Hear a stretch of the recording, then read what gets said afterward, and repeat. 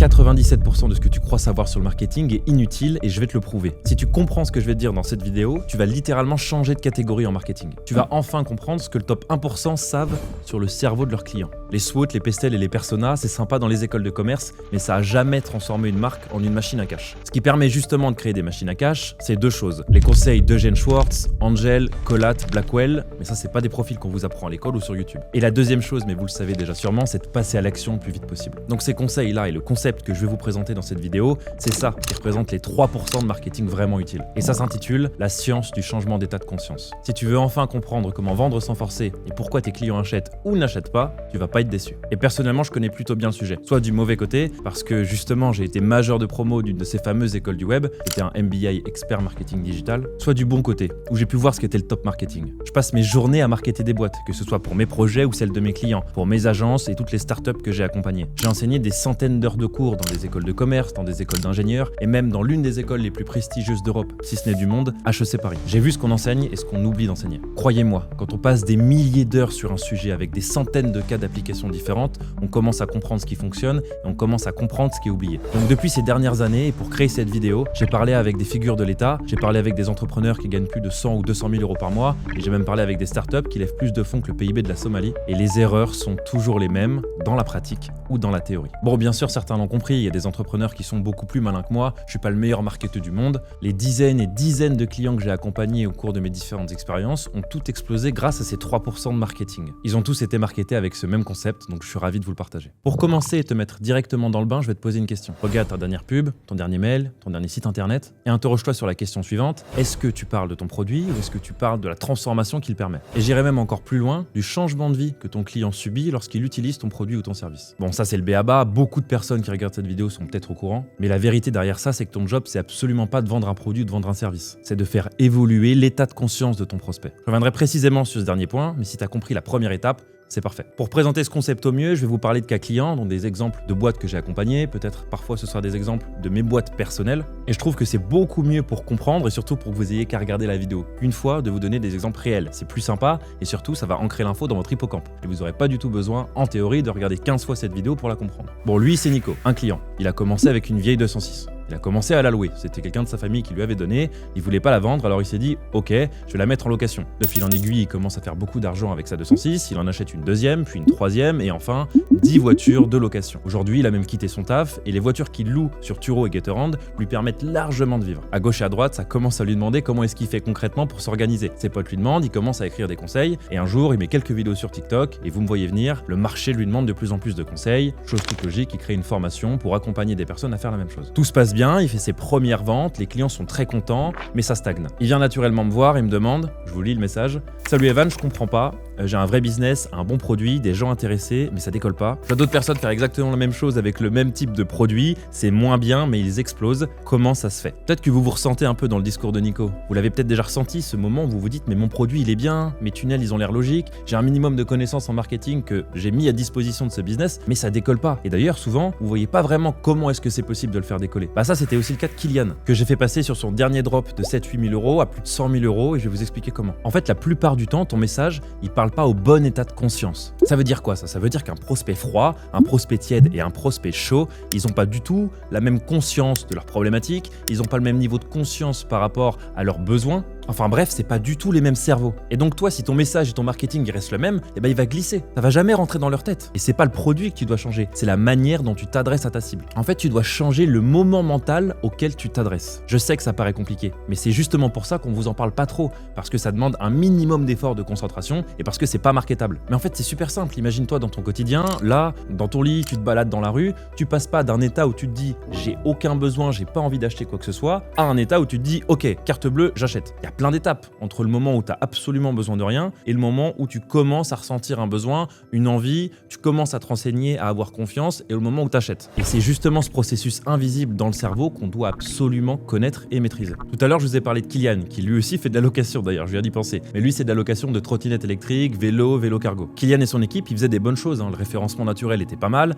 les publicités, elles touchaient leur cible, le produit en tant que tel était bon et les gens étaient satisfaits. Mais pareil, ça plafonne. Et la raison, elle est simple. Son marketing parle à tout le le monde. Et le tien fait peut-être exactement pareil sans que tu t'en rendes compte. Tu dis pas les bonnes choses au bon moment de conscience de ton client. Regarde, imaginons qu'on parle de ce bracelet Whoop et que je dise que c'est le meilleur bracelet qui existe. Tu t'en fous. À aucun moment ça va déclencher quoi que ce soit chez toi. Parce que ton cerveau il sait même pas à quoi ça sert, il sait même pas si le problème qu'il résout c'est un problème que tu ressens. Enfin bref, il en sait rien. Maintenant si je te dis que ce bracelet il analyse ton sommeil, ton sport et ton niveau de stress. Là tu commences peut-être à comprendre parce que tu reconnais un problème. Il y a une catégorie de personnes qui regardent cette vidéo qui va être intéressée. Mais il y a une énorme autre catégorie de personnes qui n'en a toujours rien à foutre. Maintenant si je continue l'argumentaire et que je dis que ce bracelet c'est un véritable coach invisible, que ça a transformé ma vie, que ça me permet de devenir une meilleure personne au quotidien parce que ça mesure ma performance, que ça mesure plein de choses dont j'avais absolument pas idée et qu'aujourd'hui je n'ai qu'à regarder ce que comprend ce bracelet pour améliorer ma vie, mieux dormir, mieux manger, être en meilleure forme et juste être plus performant au quotidien. Là je viens de faire changer d'état une catégorie de personnes. Des personnes qui avaient un tout petit peu conscience d'un problème et qui viennent enfin de potentiellement trouver une solution. Ils viennent de progresser sur cette échelle du niveau de conscience. Et ces personnes-là d'ailleurs elles veulent plus un produit, elles veulent une identité, elles veulent accéder à ce bénéfice. C'est ça la science du changement d'état de conscience. C'est faire progresser vos prospects, vos clients,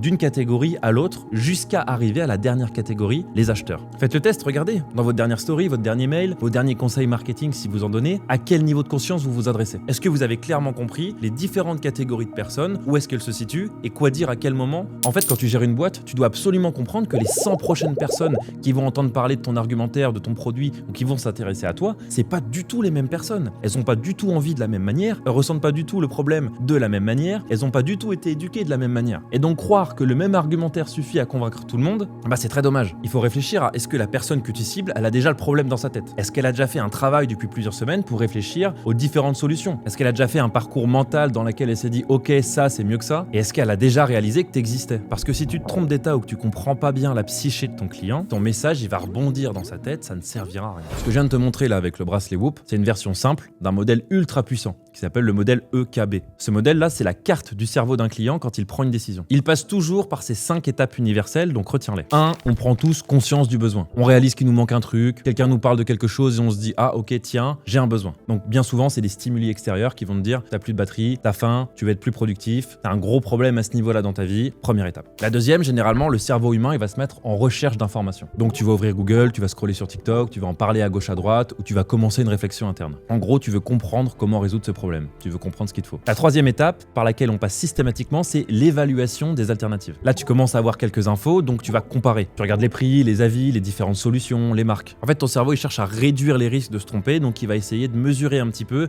vers quel angle il doit se pencher, vers quel type de solution, vers quel type de résolution, vers quel produit un peu plus concret et enfin vers quelle marque et vers quel choix précis. La quatrième étape, c'est la décision d'achat. Au moment où il a commencé à faire toutes ces réflexions, il faut bien passer à l'action et c'est là où on fait l'acte. Donc ton marketing ici, il doit absolument rassurer, simplifier et déclencher l'action. Enfin, la dernière étape, la cinquième, qui est un petit peu à part, c'est l'évaluation post-achat. Elle est à part mais elle est très importante parce que c'est elle qui va confirmer tout ce processus dans ton cerveau. En gros, tu juges ton choix. Le cerveau fait systématiquement ça. Quand il fait une action, il essaye d'estimer s'il doit la refaire ou non. Donc là, il va se poser la question, ok, est-ce que c'était bien? Est-ce que je juge l'expérience positive? Et est-ce que je peux soit la recommander à mes pairs, soit est-ce que je peux recommencer à faire exactement la même chose? Et ce cycle, il tourne en boucle à chaque achat. Bon après, attention, selon le niveau d'implication ou selon l'importance de la décision, ça va plus ou moins vite. Par exemple, pour acheter un pain au chocolat, là c'est plutôt un achat réflexe, un achat compulsif. Donc ces phases, elles vont extrêmement vite. Mais pour acheter une voiture à plus de 20 000 €, là, les phases, elles vont s'étendre. Il y aura même quelques petites spécificités, mais la théorie reste la même. C'est exactement là que le marketing intervient. D'ailleurs, le marketing ne devrait servir qu'à ça, pour raccourcir ce cycle, influencer chaque étape et rendre la décision fluide. Et Eugene Schwartz, il a ajouté de la profondeur dans son livre, Breakthrough Advertising. Lui, il a montré que vendre, c'était simplement informer. C'est accompagner un changement d'état de conscience du prospect, justement. Lui, il dit qu'avant d'acheter, un client, il évolue mentalement sur 3 axes. Le premier, c'est le niveau de conscience. Est-ce que la personne sait qu'elle a un problème ou est-ce qu'elle en a pas encore conscience? Le deuxième, qui est grave intéressant, c'est la sophistication du marché. Combien de fois elle a déjà entendu la même promesse? Si ton message ressemble à tous les autres, par exemple, le cerveau il zappe. Et la troisième, assez simple, c'est le niveau de désir. C'est ce que ton offre réveille au plus profond du client. La sécurité, la reconnaissance, le plaisir, le statut, la liberté, il y en a plein. Et Schwartz, il résume ça en une phrase. Tu ne crées pas le désir, tu le canalises. Et ton rôle, c'est pas de forcer une vente. C'est pas ça la vente et c'est pas ça le le marketing. C'est de diriger une envie déjà présente dans la tête du client. Donc, quand tu combines cette grille mentale avec ces 3 axes et le modèle EKB, tu comprends pourquoi ton audience achète, quand est-ce qu'elle achète et comment lui parler exactement au bon moment quand son cerveau est prêt. Le modèle EKB, il explique ce que fait ton client. Schwartz, lui, il t'explique pourquoi il le fait. Le premier, c'est la carte et le deuxième, c'est le carburant. Maintenant, quand tu écris un message, pose-toi ces 2 questions. À quel niveau de conscience je parle? Où en est mon prospect sur son niveau de conscience? Est-ce qu'il a vraiment conscience de ce qu'il ressent? Est-ce qu'il a conscience des solutions qui existent? Est-ce qu'il a conscience d'à quel point fonctionne ma méthode ou à quel point fonctionne la solution que je suis en train de créer? Et la deuxième question, c'est simplement quel désir humain j'active? Ça paraît très simple sur le papier, ok,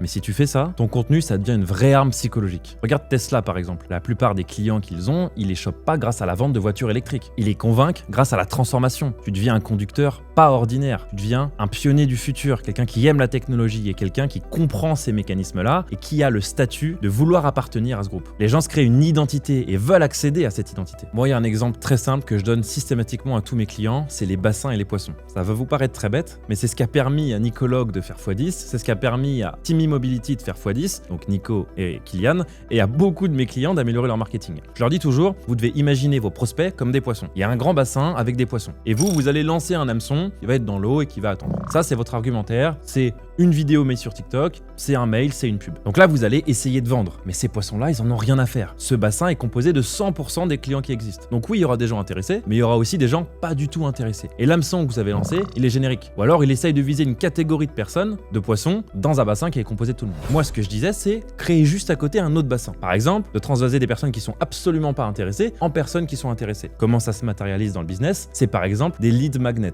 Vous savez, quand on vous dit de commenter pour recevoir une ressource, bah là, ce qu'on fait, c'est qu'on est simplement en train de dire à tous les poissons intéressés, coucou, donnez-moi votre email et passez dans le deuxième bassin. Par exemple, sur YouTube ou les réseaux sociaux, bah c'est un abonnement ou c'est quelqu'un qui va commencer à vous voir souvent. Il va passer dans la catégorie, ok, je le vois plus, il est un peu intéressé, on va zoomer un peu sur ces poissons-là. Donc là, dans ce deuxième bassin, quand vous lancez des actions, c'est déjà des gens qui sont un petit peu plus intéressés. Donc vous pouvez vous permettre de mieux les connaître et de mieux les comprendre, adapter votre appât et surtout d'avoir un meilleur taux de conversion. Mais c'est pas forcément des gens qui veulent tout de suite acheter. Donc il faut peut-être créer un énième bassin où vous allez éduquer, informer et récupérer tous les poissons intéressés. Ça reprend un petit peu la même théorie que tofu, mofu, bofu. Vous savez, c'est le contenu qui est top of the funnel, donc il va parler à tout le monde, très générique, et ensuite on va faire du contenu qui est middle of the funnel. Qui là va parler un peu plus à des experts, qui va donner des conseils un peu plus précis et qui va pouvoir cibler un groupe de personnes qui est plus en connaissance de cause. Et après, dans tofu, mofu, bofu, il y a bottom of the funnel, où là c'est que des cas très concrets, c'est des choses très précises pour les gens qui sont quasiment à acheter. En fait, ce que je vous présente, c'est une amélioration de tofu, mofu, bofu. Et ce que j'avais dit par exemple à Nico, c'est ok,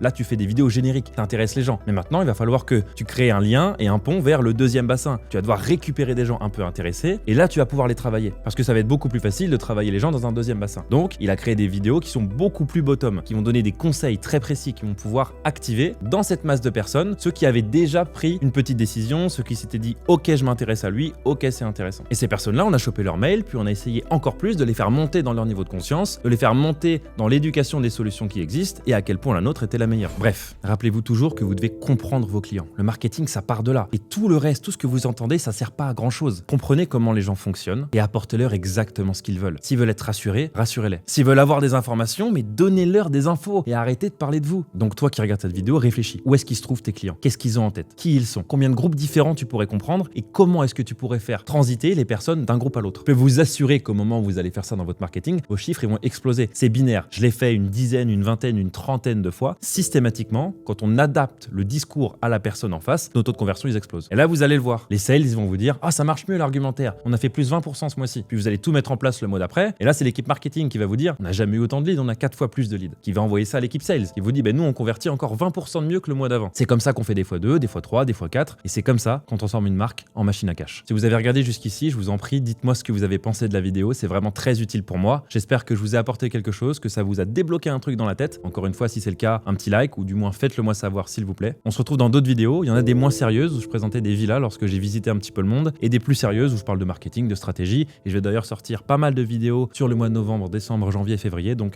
je vous invite à vous abonner. Je vous dis à la prochaine. Ciao.